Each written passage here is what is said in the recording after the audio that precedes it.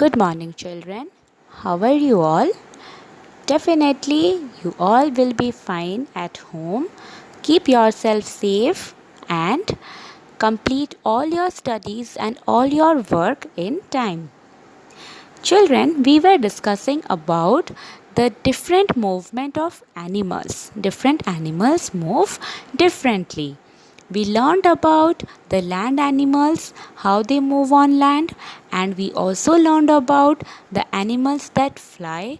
That is also another kind of movement of animal. Today we will learn animals that swim. Once the word swim come to our mind, it means it's none other than the fishes, because water animals, they swim in water. Fishes swim by moving their body, okay, and they have fins. They have three types of fins that are attached to their body. Two fins at both the sides of the body, and the other fin which is attached to their tail. The tail is a kind of fin of the fishes. So the two fins is used to make a balance to the body and to stop the body, and the other fin or the tail is used to change the direction while they are swimming in the water. There are also some fishes that use their fins like oars. What are oars? OARS, oars.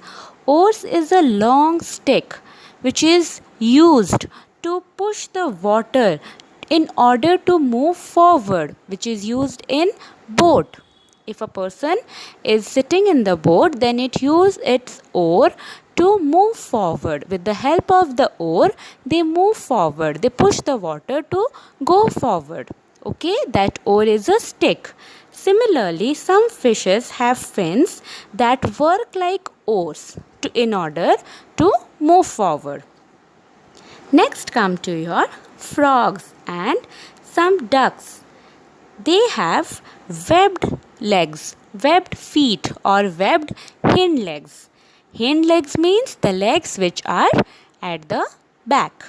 Frogs swim by kicking the water, by giving a kick, by pushing the water with their webbed hind legs. Webbed means the toes which are connected by a skin like a web like structure that help for swimming. Okay, that is webbed legs. Another is an insect called water boatman is an insect that uses its leg to paddle in the water to swim, that uses its leg like an oar to swim in the water. I told you the meaning of oar. It is just like a long stick which is used in the boat to, with the help of that stick, we can be able to push the water to move forward. So similarly, the water boatman, it uses its legs to push the water in order to go forward in the water, like an oar.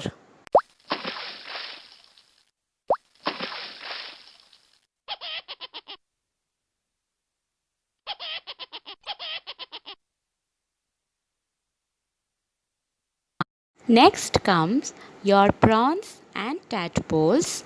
How do they swim? You have seen a prawn, you have seen a tadpole. Tadpole are the babies of frog. They swim with the help of their tail. Prawns and tadpoles, they swim by using their fan like tail. Okay? They use their tail to swim inside the water with the help of their tail. But in case of turtles and penguins, they use flippers. Flippers. Flippers. Flippers are broad, flat forelimbs which are used by penguins and turtles to swim in the water. You have seen a penguin. Penguin have two wings, and those wings are the forelimbs, because I have told you that wings are the forelimbs of a bird. But they use their forelimbs, they use their wings as flippers just as a paddle to swim in the water. Okay. Similarly, turtles, they also use their forelimbs as flippers to swim in the water. So children, this is all about animals that swim. We learned so many different ways of swimming, like fishes use their fins, and some animals like your frog use their webbed hind legs. Okay, duck also use their webbed feet to swim. But then in the case of turtle and penguin, they use their flippers to swim, and prawns and tadpoles, they use their tail. But in case of water boatman, it uses its legs as oar to swim.